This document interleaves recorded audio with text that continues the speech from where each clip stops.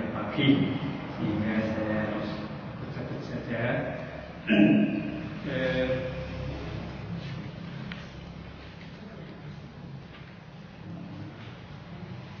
Yang saya tulis di situ terjemahan saja, supaya nanti bisa dibaca ulang dan saya sebutkan mana surat ayatnya kalau mau dicek kembali. Ayat yang pertama yang saya tuliskan artinya di setiap Jumat kita dibaca oleh Khatib. A'udzubillahi minasyaitonir rajim. Ya ayyuhalladzina amanu taqullaha ittaqullaha haqqa tuqatih wa la tamutunna illa wa antum muslimun. Wahai orang yang beriman, bertakwalah kamu sekalian kepada Allah dengan sebenar-benar takwa, dan janganlah kamu sekali-kali mati walaupun pasti mati, melainkan dalam keadaan beragama Islam, dalam keadaan berserah diri total kepada Allah saja. Mengapa isi Al-Quran senantiasa dibacakan? Karena itulah sebenarnya yang mengantarkan kita beberapa ayat. Satu dari yang sering dibaca, faqad fazal muttaqun, sungguh akan berbahagia orang yang bertakwa. Tidak ada orang hidup di dunia ini yang tidak ingin berbahagia, walaupun mungkin kadang-kadang saya tidak merasakan. Pasti tidak selalu bahagia kalau di dunia ada senang dan tidak senang. Mengapa bertakwa? Karena banyak ayat yang terkait dengan takwa. Inna akramakum indallahi atqakum. Sesungguhnya semulia-mulia di antara kita adalah yang paling bertakwa. Jadi kalau kita siapa yang ingin hidup mulia, semuanya ingin hidup mulia. Kalau ingin mulia harus bertakwa. Ini keyakinan Islam. Kemudian wattaqillaha la'allakum tuflihun. Bertakwalah kamu kepada Allah karena kamu akan beruntung. Siapa yang tidak ingin beruntung? Semuanya ingin. Maka kita ingatkan wal asri innal insana lafi khusr illa alladziina aamanu wa 'amilus shalihaat. Nanti selanjutnya supaya kita beriman dan beramal saleh. Kemudian wa man yattaqillaha yaj'al lahu makhraja. Bertakwalah kamu sekalian di atas kepada Allah, Allah akan memberikan jalan keluar. Kita semua bangsa ini sedang mengalami kesulitan yang luar biasa. Saya mau berangkat yang tadi membaca EKR, judulnya saja. Yang kami hormati Bapak Besar Budiono itu disebutkan 65 kali di dalam dakwah itu. Jadi Masya Allah, saya kasihan di Budiono. Pak Budiono itu setahu saya kayaknya harus banget. Maka pada waktu dulu ada berita Budiono serangan jantung itu, karena melihat gambar beliau, gambar suaminya itu, pahlawannya itu, kira-kira itu menganggap suami itu pahlawannya, diinjak-injak oleh mahasiswanya sendiri masuk ke Jamada. Padahal orangnya sangat dihormati. Maka itu ini kan tidak terbayangkan Pak Budiono. Kalau saya dulu masih ketemu beliau jadi menteri saja tidak mau di VIP. Kalau saya punya kawan lain yang menteri itu, kalau masuk itu mesti yang timur itu yang khusus, Pak Budiono tidak mau. Ini orangnya sangat bersahaja, kasihan gitu. Itulah bangsa ini termasuk presidennya disebut-sebut. Kalau alam saya tidak bisa membayangkan bagaimana sedihnya seorang istri, suami yang pahlawan itu kemudian namanya disebut. Sebenarnya takwa akan ada jalan keluar, kita tidak tahu. Tadi kemarin sore datang seorang mahasiswa, Pak Gubernur, saya tidak tahu politik dan saya tidak akan bicara politik, mengeluh saja. Kita ini orang kecil, tidak usah bikin politik, nanti kita pusing dan tidak menyelesaikan masalah. Maka saya angkat ini supaya kita diri kita masing-masing tapi semakin banyak kita menjadi muttaqin, kemudian berdoa. Mohon kepada Allah mudah-mudahan bangsa yang sedang dilanda masalah ini mudah-mudahan segera mendapatkan pertolongan, tidak sampai revolusi. Lalu sekalian yang saya muliakan, mengapa takwa dan takwa itu? Kalau tadi beberapa ayat, potongan-potongan ayat yang saya sebut, bertakwalah, kamu akan benar-benar ada di jalan keluar. Karena kita tidak mungkin akan senang terus pasti ketika terlantuk, kesandung dengan masalah, kemudian kita menjadi orang yang mulia dan sebagainya. Apa ciri umumnya?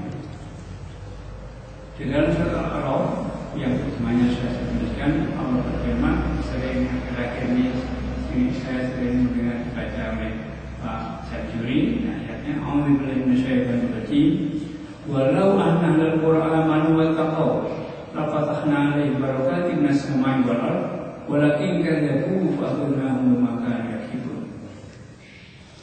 Jika sekiranya penduduk negeri-negeri beriman dan bertakwa, pastilah kami akan melimpahkan kepada mereka berkat dari langit dan dari bumi. Kalau ada yang kaitan lingkungan besar ya negara. Kalau penduduk negeri ini sebagian besar bertakwa dan beriman dan bertakwa, maka Allah akan mencurahkan berkat dari langit dan dari bumi.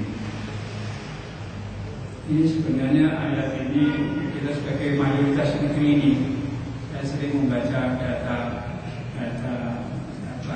statistik, 85% penduduk negeri ini katanya Islam.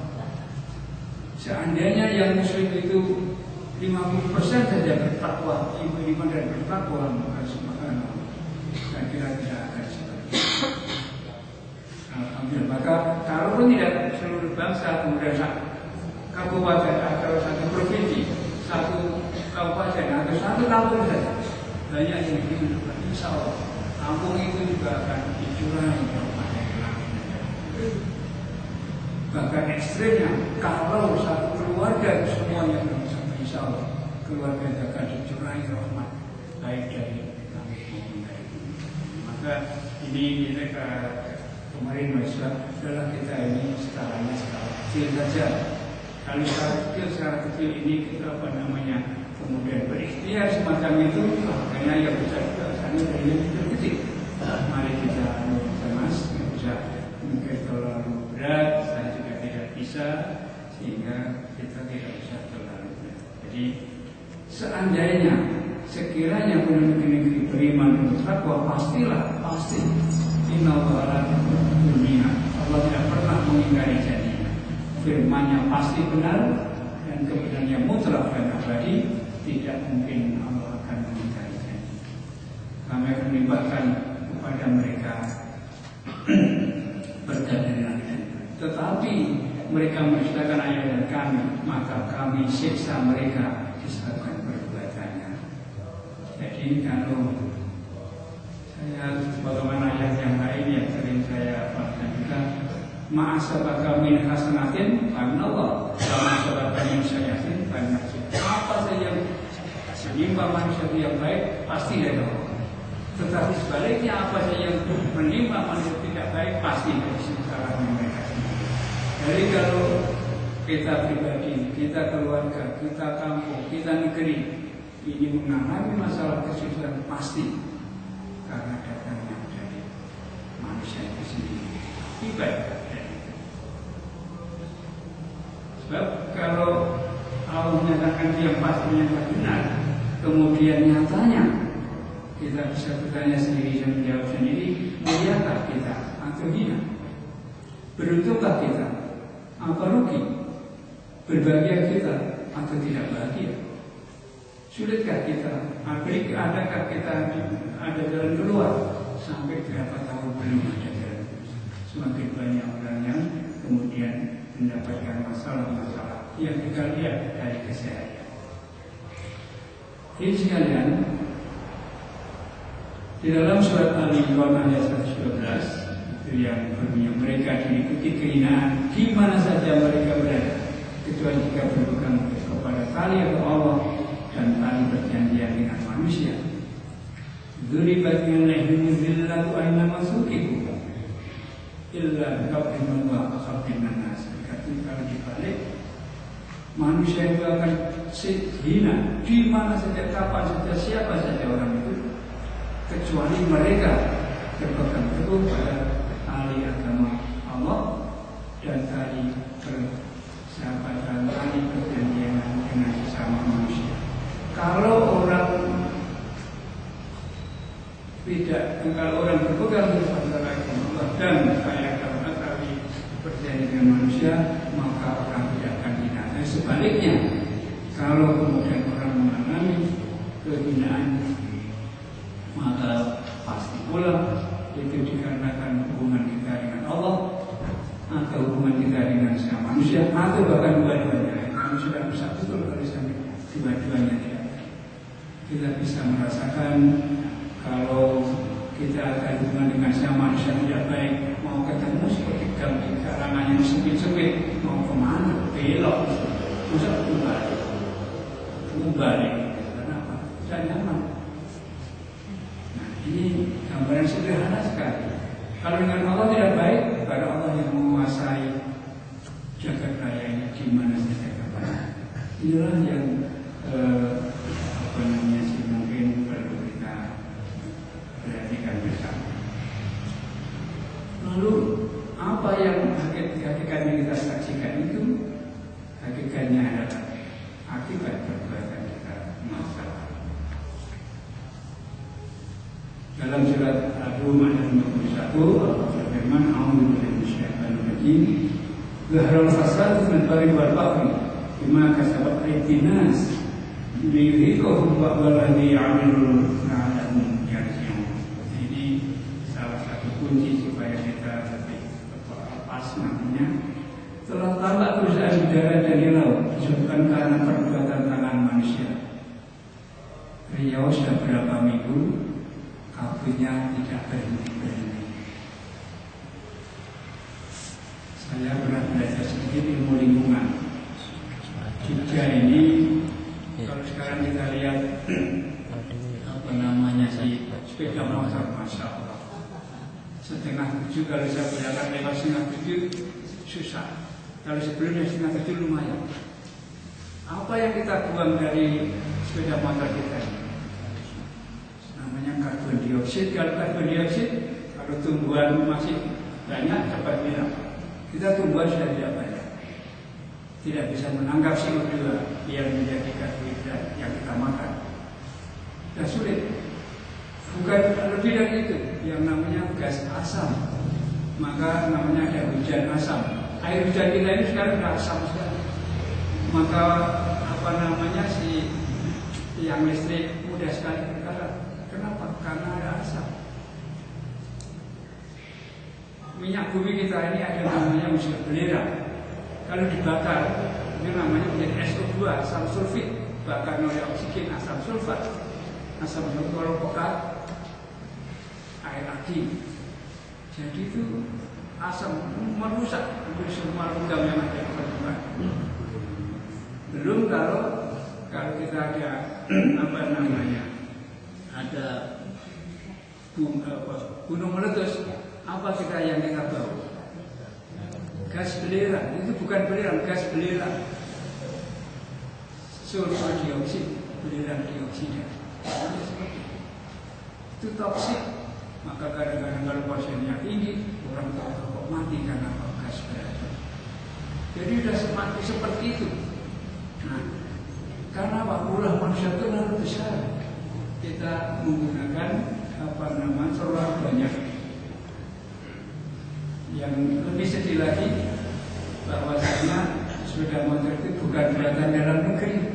Kalaupun yang buat di sini modalnya bukan lagi. Bapak saya sering mengingatkan, kita ini menjual pasir besi. Di mana? Dikirim ke Jepang. Ada teknologi memisahkan besi itu dari pasir, kemudian besi dari gajah dikirim ke sini. Jadi sepeda motor mudah. Suzuki itu masalah. Inilah gambaran kita. Ya ada fasad itu baik. Karena perbuatan manusia. Maka ini itulah telah nampak kerusakan.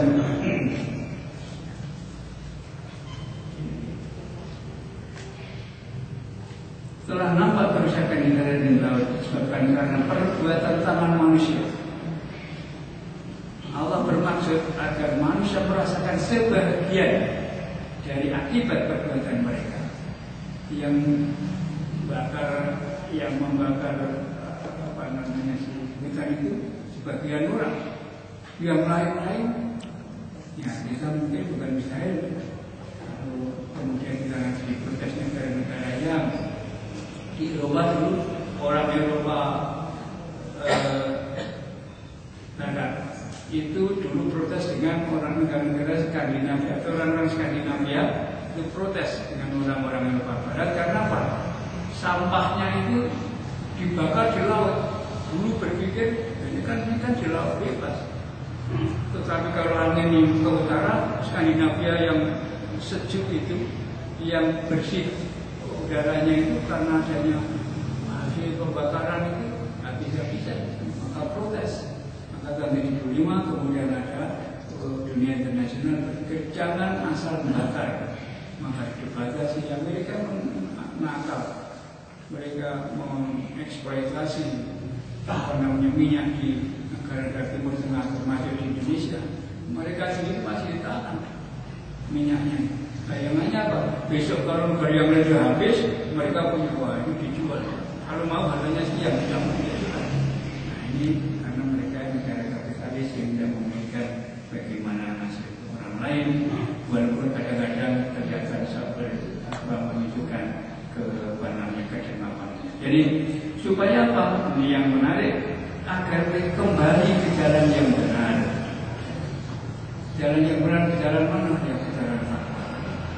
Kalau kita tidak melakukan itu, maka kita akan jadi korban terus. Maka saya berharap adik-adik yang menghafal Al-Quran, konsepnya di Al-Quran, nanti maka diadakan kajian-kajian itu Quran yang kontekstual, konteksnya dengan ilmu pengetahuan. Quran itu konsep-konsep dasar ilmu ada semua, konsep dasar, bukan Quran bukan ensiklopedia, konsep-konsep dasar teknologi. Sedangkan tidak kita tahu konsepnya, kita tidak tahu pemanfaatannya, kita nanti akan hanya tidak bisa berbicara di dalam dunia internasional. Kalau ada masalah lingkungan, alhamdulillah sekarang sudah banyak. Sekarang sudah Profesor Sunarko dari BMU sekarang masuk jadi wakil ketua masalah bioetika. Jadi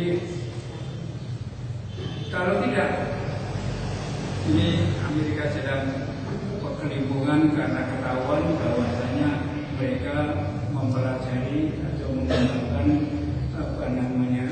bagaimana kalau orang itu diberi untuk penelitian, diberi jenis penyakit tertentu, ini kan tidak diobati bagaimana untuk kontrol, yang satu diobati. Maka diobati tidak mungkin jadi menteri karena apa? Dilawan itu oleh Amerika karena Bupatilah berani mengungkapkan yang namanya NAMLU.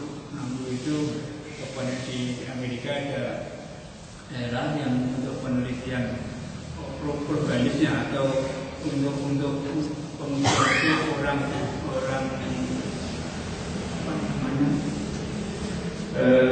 yang dari kubu itu Indian misalnya. Orang Indian itu ada yang pada usia hampir habis, yang jadi organis itu karena mati.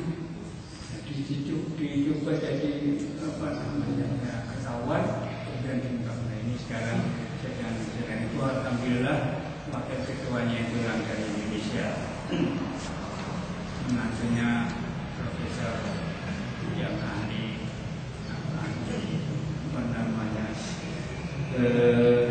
THT di belakang THT di belakang THT. Nah ini bahwa memang kita harus, maka tadi saya katakan adik-adik yang jadi hafid itu nanti sedikit banyak harus diberi bekal bahwa Al-Quran itu memang untuk hudal linnas, tetapi yang mempraktekkan itu hudal lil muttaqin. Tapi ini bagi manusia siapa saja,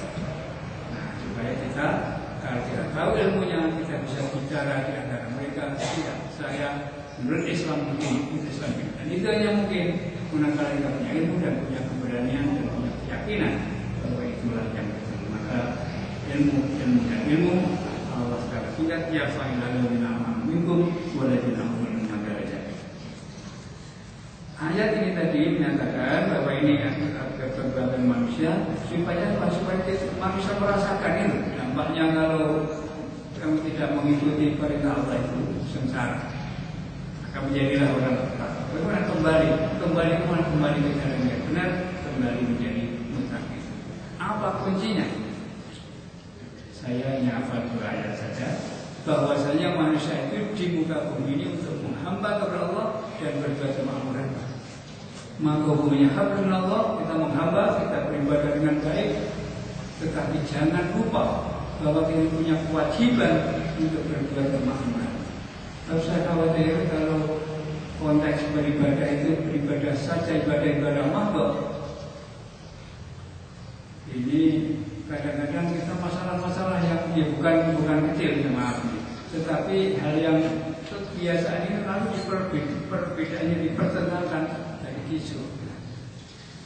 Fungsi yang lain bagaimana supaya kita ini hanya bisa berbuat kemakmuran manakala kita bersama. Monggo ingkang santun tunjuk dengan tabu kula jenengan. Perlu Bapak Ibu ketahui, Bubit dan kawan-kawan dari Asia itu dulu ada tawaran dari Sekjen Kemendikbud untuk mengajukan permohonan bantuan. Nah, dulu karena atas saran dari Pak Sekjen Kemendikbud, pikiran saya bisa lancar dan memang relatif lancar. Belum ada apa-apanya itu katanya mau divisitasi nanti. Biasanya kalau bangunan itu mesti ada detail. Ternyata berhasil intinya dari kopi itu namanya rekuri. Itu datang ternyata jawabannya maaf Bu, Pak, bahwa ini terlambat sudah habis. Nah, saya besok di Sabtu Ahad Senin saya ketemu Sekjen, nanti ada kami rapat bersama. Mudah-mudahan masih bisa diselip-selipkan bagaimana. Sebab waktu itu sebenarnya permintaan itu sudah 1,5 tahun yang lalu, tapi karena Bapak Ibu tahu Kemendikbud sedang ribut seperti itu, Sekjen tidak sempat mengecek itu. Suatu ketika kami sudah agak lama satunya, Mas Ainun, ini kok sudah lama belum muncul ya Pak. Ternyata waktu dicek namanya si pelaksana itu ganti, datanya sudah nggak tahu di mana. Lalu saya minta lagi ke kepala sekolah TK itu ke sana ditambah. Dulu hanya minta gerakan ditambah bangunan, ternyata 300 juta. Mantap banget, saya dikasih tanda tangan saja. Pada waktu saya ditanya, saya belum ada datanya. Bagaimana kalau saya dikira saya nanti korupsi nanti? Karena nggak ada datanya pada uang 300 juta itu kamu di mana? Untuk saya punya kawan aspek anak itu, dan tolong gambarkan kemudian dengan hitungan gambarnya jadi, kalau hitungannya belum. Tapi alhamdulillah kebetulan saja ini belum. Nah, ini supaya tahu nanti namanya dulu katanya udah bangunan sekian ratus juta dari sana sekarang uangnya belum jadi. Jadi ini supaya pengumuman sekalian. Tapi mudah-mudahan ini jadi. Jadi yang kita harus berbisa menghamba kepada Allah tadi juga, jangan sampai masyarakat di minimal di sekitar kita jangan sampai sengsara banget. Maka saya sering mengatakan yang ditanya nanti adalah para kepala-kepala. Bagaimana caranya? Bagaimana caranya? Yaitu kita harus bersungguh-sungguh. Allah memberikan tuntunan dalam surat Al-Rahman ayat 11, A'udzubillahi minasyaitonir rajim. Innallaha la yughayyiru ma biqaumin hatta yughayyiru ma bi anfusihim. Kita harus mau berubah. Hanya Allah yang mengubah nasib pada suatu kaum. Kalau kaum itu sendiri mau berusaha untuk mengubah apa yang ada pada dirinya. Kalau dulu tidak pandai, ubah. Kalau orang tidak Islam saja itu dikabulkan permintaannya, masa orang Islam yang dikabulkan. Masalahnya harus bersungguh-sungguh. Maka dalam perintah takwa itu kita Allah hak betul. Wajah itu hak jihad. Berjihad yang sebenar-benar jihad. Tidak sekadar aku jihad kok. Kalau ini jihad. Maksudnya baik, tapi kita harus bersungguh-sungguh. Nah, jadi itulah dua sekali dua kasih muda. Mulai dikasih lagi. Nah, kembali bapak sekalian, kita mulai dari mana? Kita bersyukur. Mulainya dari mana? Kalau kita ingin membangun Bapak Ibu yang masyarakat rasmi di sini atau di sini, ini dulu bangunannya tebal, dindingnya, temboknya tebal, karena tidak ada ukuran kakinya. Kalau beban itu kuat banget, misalnya satu batu atau malah 1,5 batu tebal. Kalau beban itu kuat, kalau dioyok-oyok kok nggak bisa, karena beban itu dioyok-oyok. Rumah di Karangkajen itu kuat-kuat tebal, tapi buatan kali 50-an tanpa baja, yoyo-yoyo ambruk, maka tidak sedikit negara kita. Itu Pak. Nah, kata yang kang sisi, nah kata yoyo-yoyo, entok itu kuat. Nah ini, maka bangunan ini akan kuat kalau ada dasar-dasar yang kuat. Dulu pada dibangun, pokoknya kalau 9 skala Richter tidak apa-apa. Maka ini pada waktu baru berdiri baja-baja itu orang pada bertanya, wah itu nanti mau berapa lantai? 2 lantai. Kok seperti mau 4 lantai ya tidak. Kalau ada gempa 9 skala Richter insya Allah tidak roboh. Kecuali yang di selatan itu. Tapi yang selatan itu yang membeli sekarang sudah dari Menteri Keuangan lalu dia terus sekarang. Sudah itu Pak Bapak itu yang membangun masing-masing federasi direktur. Nah, apalah dasarnya kita mari singkat saja kita perkuat landasan kita dalam beragama Islam. Apalah dasarnya 5 yang dikenal rukun Islam itu. Bersyahadat tiada ilah selain Allah, Muhammad Rasulullah Allah, menegakkan sholat, menunaikan zakat, berpuasa Ramadan, dan ibadah haji kebaikan. Itulah landasannya. Kalau itu kita perkuat, insya Allah kita nanti akan dapat berubah, dapat mengubah apa yang ada pada kita atas Allah tentu saja, karena kita mau mengubah pada kita sudah bersyahadat. Ada ungkapan yang sering kita berapa kali membaca syahadat setiap hari? Minimum 9 kali minimum. 1 tadi asyhadu an la ilaha illallah wa muhammadar rasulullah, kemudian yang lain 2 kali setiap sholat. 9 kali minimum, tapi saya yakin masyarakat yang tidak hanya 9 kali. Ada sholat tahajud, ada sholat duha, ada sholat qobliyah, insya Allah. Tapi lebih dari itu, berapa kali kita tahlil, tidak tahlilan. Tahlil boleh, tahlil itu sangat baik. Makanya kita kalau la ilaha illallah jangan jannah. Barang siapa berarti kalimatnya la ilaha illallah masuk surga, tahlil. Tapi jangan jannah. Nah, ada anjuran supaya kita banyak sebab dan banyak bertahlil. Maaf, saya akhir-akhir ini jadi seperti orang itu tidak apa-apa bawa apa namanya, bawa tasbih, karena untuk mengingatkan kita bukan ingat tasbihnya itu di jalan. Sekarang saya disuruh saya bisa membaca. Kalau mau baca berapa itu? Nah, karena itu termasuk yang sangat dianjurkan. Nah, jadi kemudian kita bersyahadat dalam kekuasaan Muhammad Rasulullah. Pertanyaannya adalah, apakah kita apa yang sudah kita ikuti dari Muhammad bagi ulama itu untuk kita ikuti. Sekarang apa yang kita itu. Sholatnya ya, insya Allah. Tetapi tidak semaksimal seperti itu. Tetapi Nabi tidak hanya mikir sholat. Lagi-lagi misi ke Kalimantan. Nabi dengan saudara saya yang santun tidak pernah menjelaskan membaca. Sekarang saya bersyukur anak-anak muda sudah banyak membaca Sirah Nabawiyah. Saya membaca Subhanallah.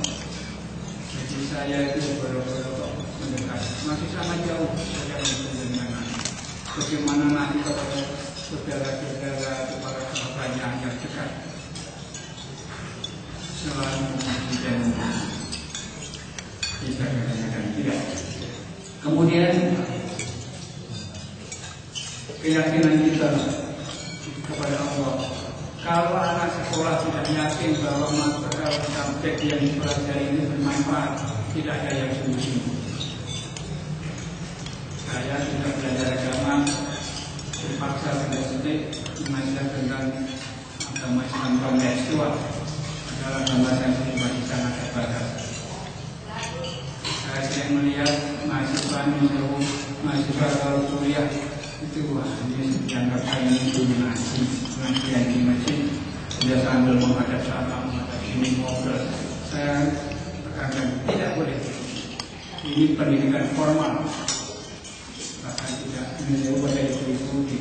Saya tidak jadwal aktif di masjid Karanganyar. Saya mohon ibu-ibu, bukan saya tidak mengajar guru, tetapi tolong kalau ada pengajian memberikan pun stop mungkin ada kiri kanan ini sopo baik guru nih. Sebab tadi akal orang yang berada itu yang bersungguh-sungguh melakukan pengawasan pun dia mau Bismillah. Niatnya dari rumah kan ngaji. Kalau ngaji itu mungkin mengulang siapapun yang mengajar. Ini insya Allah akan mendapatkan itu. Kalau tidak, jangan berharap, jangan terlalu berharap. Harus maka alhamdulillah ini juga bahwasanya kalau pengajian itu gurunya dipenuhi, semua orang melihat gurunya. Supaya pasien perhatian itulah kita akan mendapatkan sesuatu. Kalau tidak, ini yang kesungguhan dan kesungguhan. Bersolat, solat mari kita upayakan. Saya juga dan kita semua. Hal-hal yang diajarkan Nabi kita praktekkan dengan kesungguhan. Tadi malam kemarin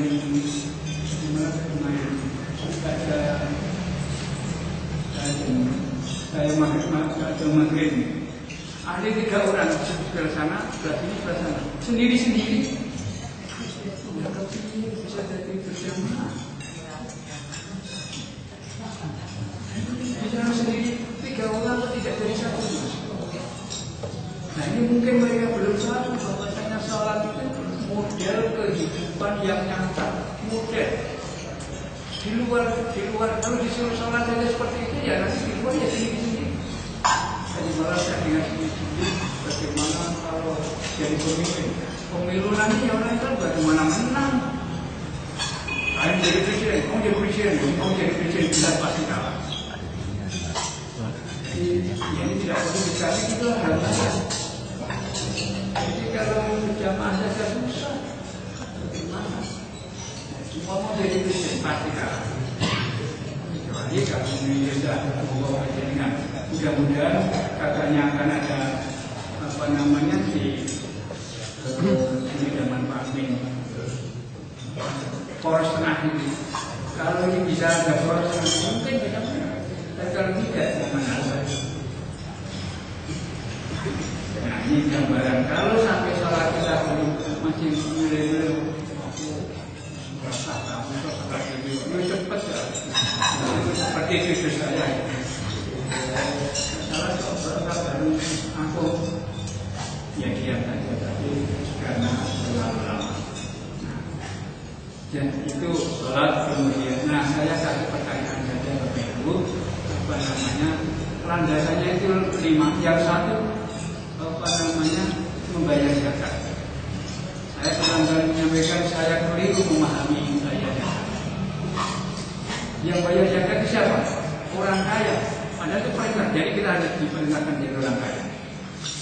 Siapa yang kalau sedikit malas salahnya tidak hamil berdiri? Tidak ada. Mesti semaksimal mungkin. Zakat itu juga semaksimal mungkin harus dilakukan usahakan. Kalau saya kan begitu, saya itu dulu hanya mau masuk AGN, Akademi Gula Negara. Kalau lulus jadi dokter gula. Kemudian saya sudah diterima alhamdulillah.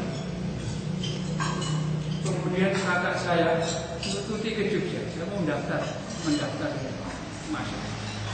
Merasa gue, ini apa mas? Kontong untuk kalau 3 tahun lagi lulus, tambah training setahun, gue jadi dokter gula. Dokter gula itu jadi pimpinan pabrik. Untuk dikong supir polisi, jadi pikir betul-betul nggak boleh. Saya dulu belum berada pintar, jadi kalau sekarang bisa membantu. Bukankah kita ini harus membayar zakat? Siapa yang harus bayar? Orang kaya, ya masih tidak itu perintah, soalnya hakim musola harus zakat. Kan tidak ada orang keselamatan taruh untung nggak boleh. Nantinya nggak mau, tidak puas. Kenapa kalau kita dalam hal zakat kita berpikirnya kurang bayar zakat orang sugih, mari jadi orang sugih. Tidak salah jadi orang kaya, masalahnya kayanya jangan sampai kaya yang sekarang ini. Banyak yang kayanya mobil kok 30 itu apa? Mobil mall itu yang ada sopir satu orang hanya satu. Bis dari mana itu Wonosobo itu ada bis mall. Sopir siji mau bisa mau jenenge bis mall. Hanya itu saja. Indonesia kan? Tulis. Ya jadi inilah mari Bapak sekalian monggo. Yang bisa sugih kita harus ikhtiar karena itu diperintahkan. Saya ingat sekali Pak Jamal Al-Masum waktu saya di Australia, saya disurati Pak Siti tolong carikan duit di Australia. Padahal Pak Jamal tahu persis saya tidak punya duit.